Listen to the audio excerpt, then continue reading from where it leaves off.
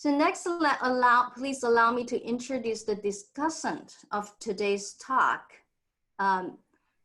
Dr. Stephen Boyanton. Dr. Stephen Boyanton is a writer, translator, and historian.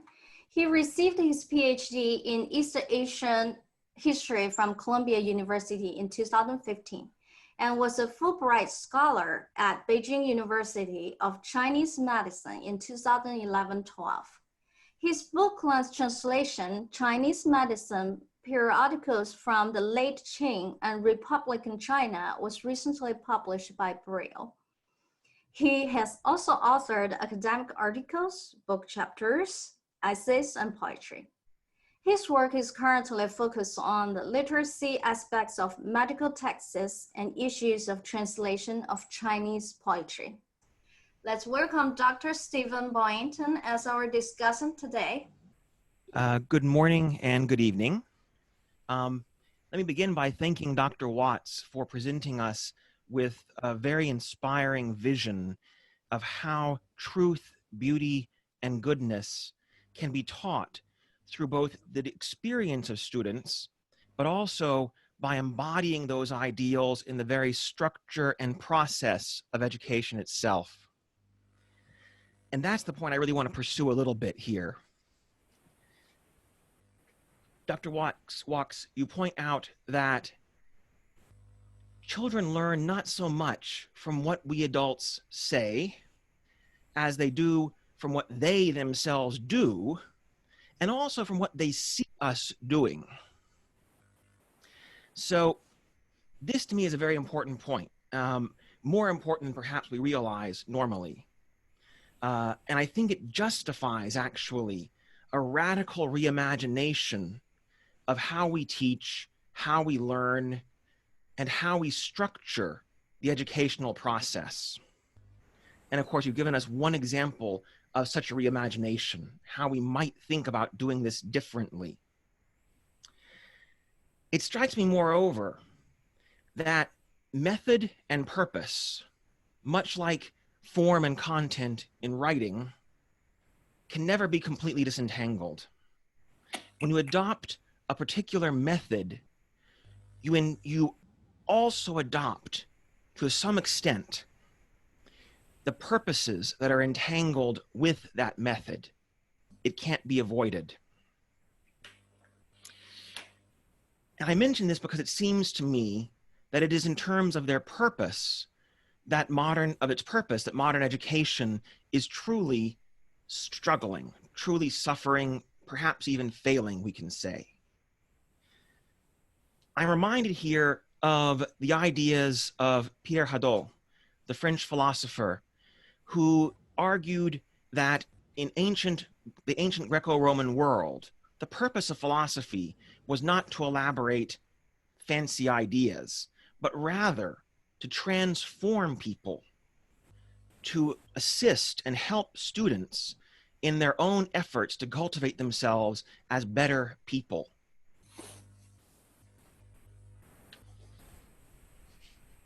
Now, this is not a unique example.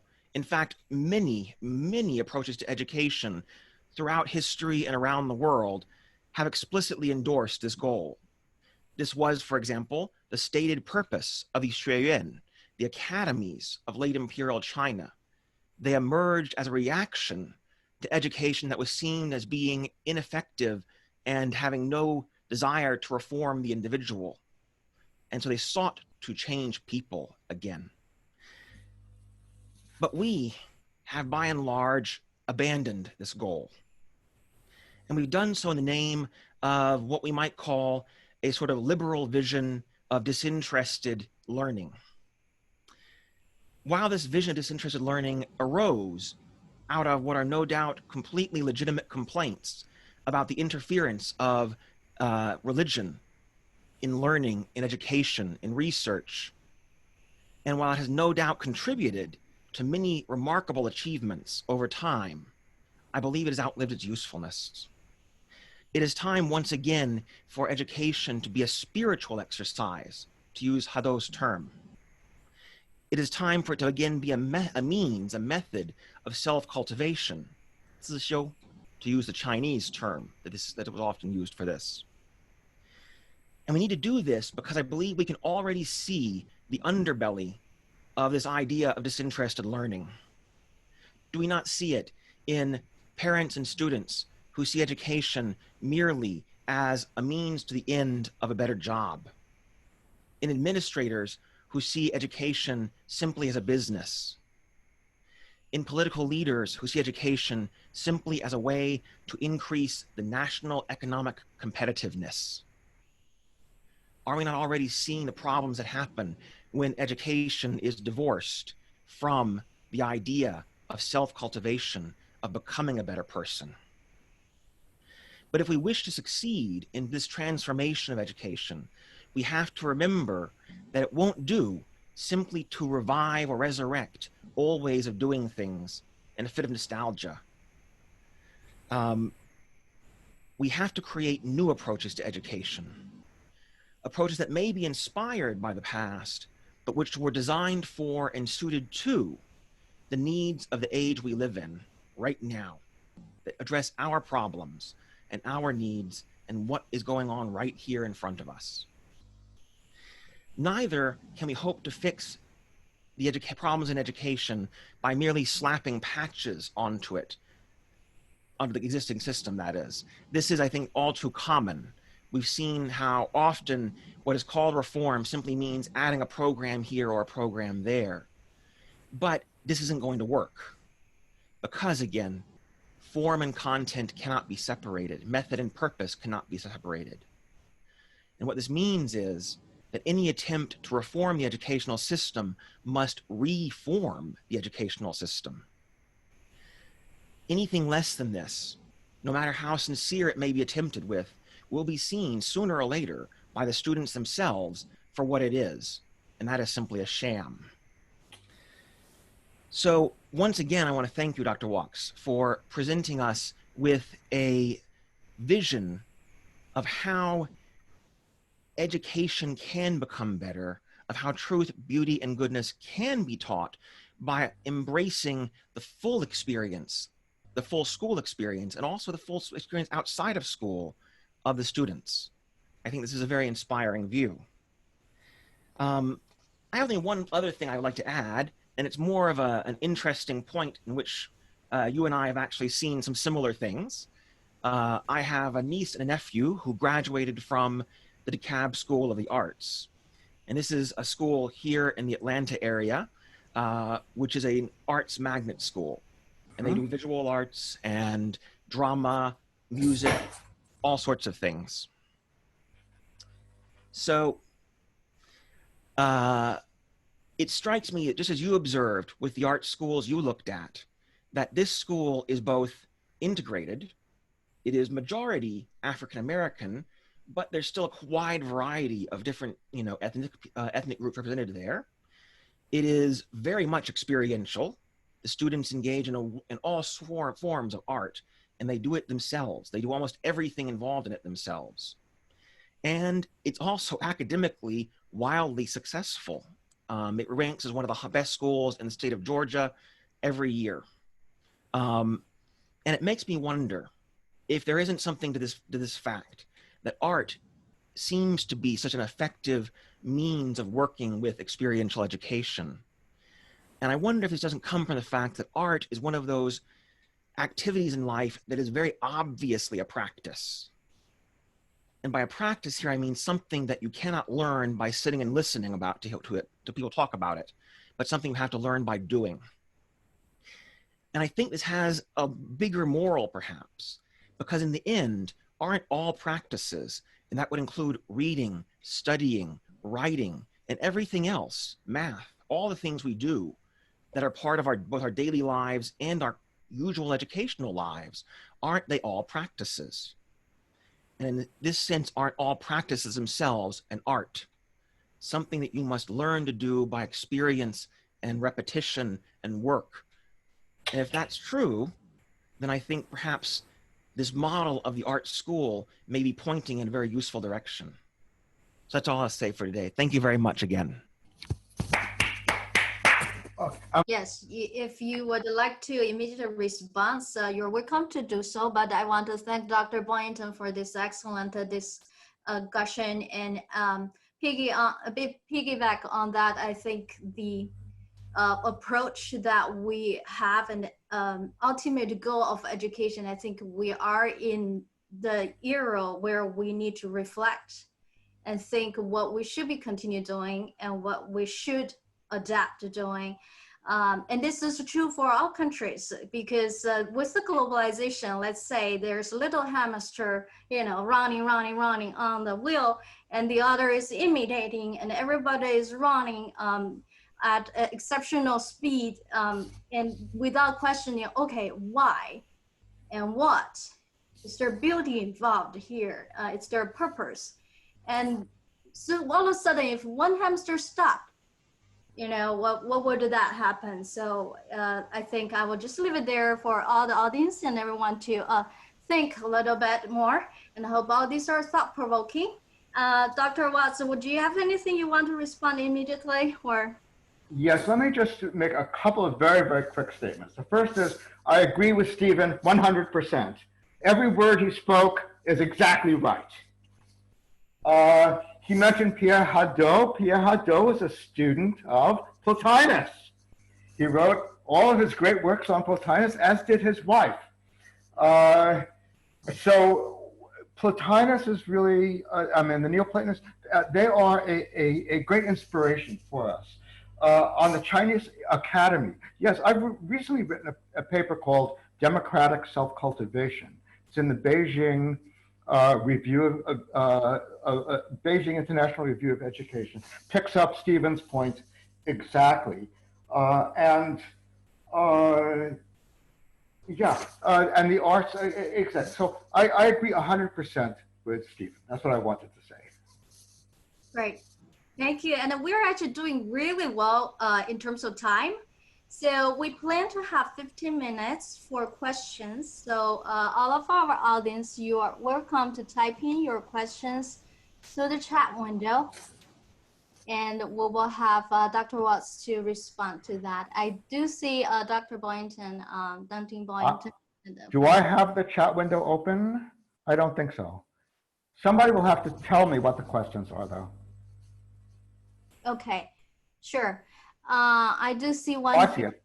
Yes. If education is divorced from humanity, self-cultivation, what can we do to have education remarried with humanity again? So again, this question gets on what can we do? Well, I think Stephen really hit a very, very important point. There's a lot to learn from the Chinese educational tradition. If you look at the Confucian academies, they really were not teaching lessons. They had books, sacred books, or canonical books. Students had to memorize them, but they didn't memorize them to know them. They memorized them because the books contained images, models of deep thinking by sages from the past, and they could discuss them with their friends. It was kind of a fun thing. You get together and you talk about these books, and a teacher would be there to help. Confucius says, the kind of student I like is the one who, if I lift one corner, the students lift the other three corners. So I think fewer lessons, a greater concentration on the books that contain these deep spiritual lessons, and the chances for students to talk about them, to share them, and to apply them to their lives. Okay, great. And we have one question from a frontline teacher, Wu Zhenting, asking, as a frontline, interacting with students as a teacher, how can we help students to balance, especially the seeking for truth, seeking for beauty and the goodness, especially when knowing in the end there will be a high-stake assessment or tests, how as a teacher we could actually balance and see the picture that you presented in the end. So it's a balanced, the whole child approach. Okay. Well, my answer to this is that you're trying to squeeze blood out of a turnip. You can't squeeze blood out of a turnip. A turnip doesn't have any blood. If you're going to do this, where what really matters still is how high your score is, whether you get into the right middle school, whether you get into the right university, you've already completely spoiled the situation. Now, the Learning Center may help because just like the art room in many high schools, where the kids go to the art room to escape the competition, to express themselves, where there's a teacher who understands their expression, who loves them. Well, maybe the Learning Center plays that role. But so long as the whole arrangement is centered around the high stakes test, you are not going to have humanity. You're going to have a very, very anxiety producing rat race with a lot of losers. Mm-hmm. I think that's a very good point. At the system level, I think we need to think a little bit more about how can we make innovations in assessment so that it doesn't add on a lot of the pressure to the students. And as a matter of fact, as I know, MIT, a lot of the scholars, researchers are more thinking of how can we embed assessment in when students are doing things, so that it's not perceived as something separate. In the end, they need to do something to show, demonstrate. So it's more natural. It's more in the process. So at the teacher level, I do think, for the teachers, finding out the potential of the students, we don't want to go the other extreme saying, okay, now everybody needs to go arts. As a teacher at the individual level, I do think teachers need a great sense of exactly seeing where this student's actually good at, to treat that student as an individual and be able to support wherever this student is going to really self-actualize it, him or her. So I think hopefully, I know it's always hard to, but as the individuals who started to do, to do this, I do think we're getting closer to the image that Dr. Watts presented in the end. So Look, Stephen had a really deep point at the end when he was talking about how the art is a practice. We don't have any problem evaluating practices. We as art teachers, we know which kids are, kind of getting somewhere, and we know how to help kids to see more. And it's true in every human practice, because every human practice is an art. As Stephen said, science is an art, mathematics is an art. So it's all art, and we know how to be good teachers and critics and help people along in all of these practices. That has nothing to do with high stakes tests that pit people against each other in competition. If you're going to do that, then you de-individualize and you dehumanize. Very good point. The individualization of education, right? The humanization of education. Yeah, new kinds of assessment can be made, but they are not going to, like Stephen, they're not going to just be a patch on high stakes testing, because if that's what really matters, that's going to ruin the whole omelet. Yes, in a sense, yeah. With the current situation, it's still driving a little bit of how schools are running.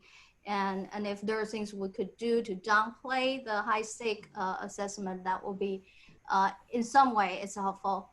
So one more question today. A lot of international schools around the world give much attention to standardized exams. Okay, I think we've already mentioned, right? Saying it's good for a higher education, better university. What's your comment? I think Dr. Watts already commented, but please, if you have some, feel free to elaborate a little bit more. Just focus on standardized testing. Good. I don't have that question on my screen, and I don't see it. Okay. So could you ask it again slowly? Yes, it says through the chat window. It says today, a lot of international schools around the world give much attention to standardized testing exams, saying it's good for higher education, better Yeah. university. What is your comment? Well, look, international schools can be good. The International Baccalaureate is a very good program.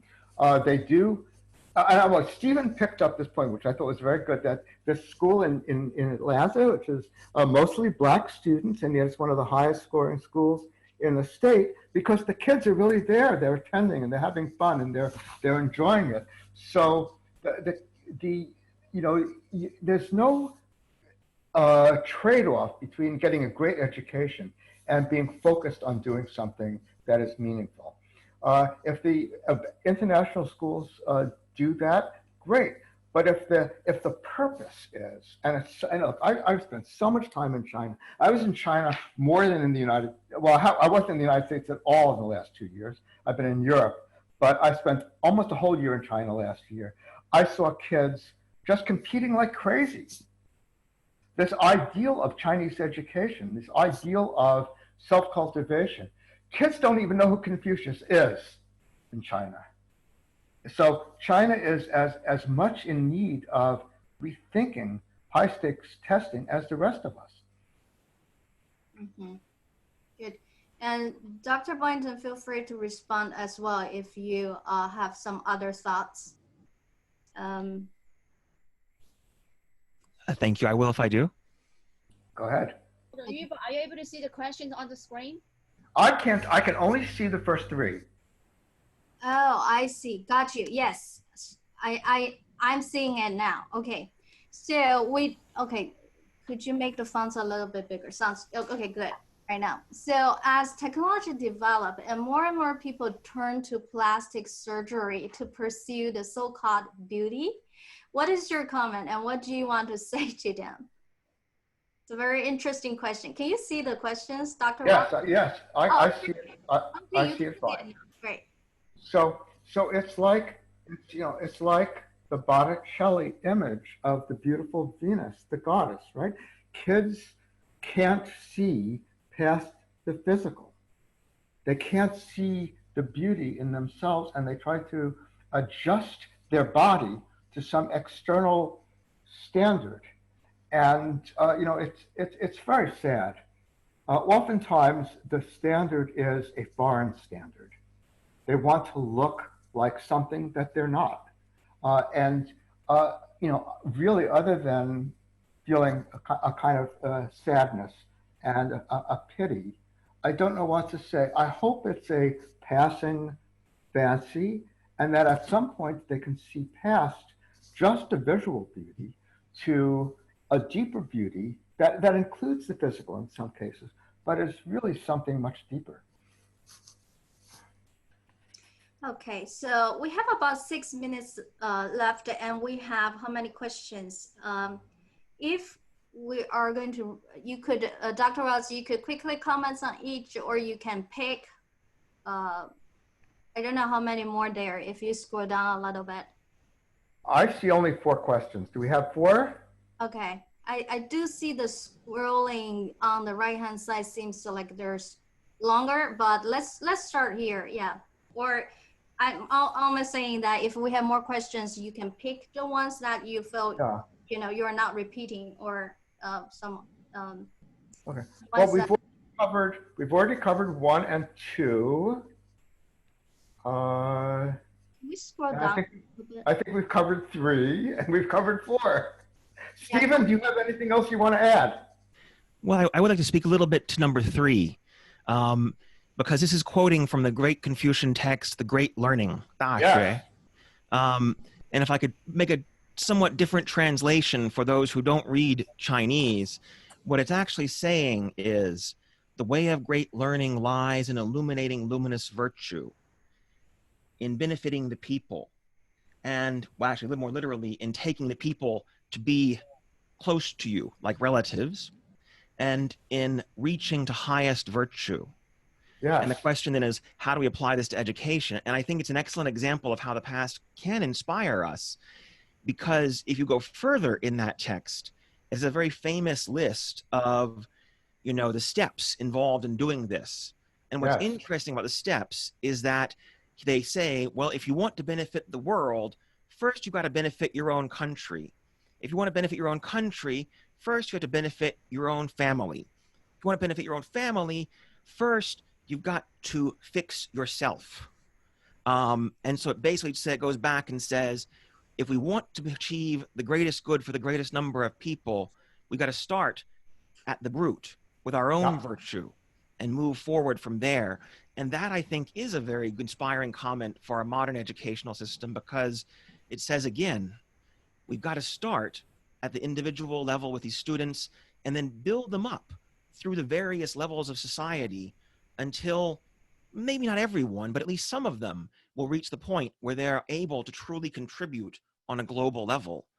But even if they don't, you see, even if this individual can't act on the global stage, their actions by transforming their own communities will add up to a very large change in the world. So I think the Great Learning is a wonderful model in that sense. Yes, but the Great Learning is very clear about what is the goal. The goal is virtue, not knowledge. The goal is to look at these luminous virtues and to take them on board, both through a kind of aesthetic appreciation and through conversation with your friends. And yes, you have to learn them and you have to memorize them, but you're not memorizing them for a test. And if you think about our current age, that is secular, multi-ethnic, multicultural, multi-religious, it's almost impossible to imagine what a practice like the Great Learning could be in our schools. We can't have religious texts, or if we do, we have to find some way of avoiding a million pitfalls and the like. So we have to find texts that somehow are meaningful, that have luminous virtue, that can be really deeply grasped and discussed by children at various ages. And then the goal cannot be to get tested on them. I mean, Confucius and all of the great Confucian teachers were crystal clear on this. This is an abomination. It is a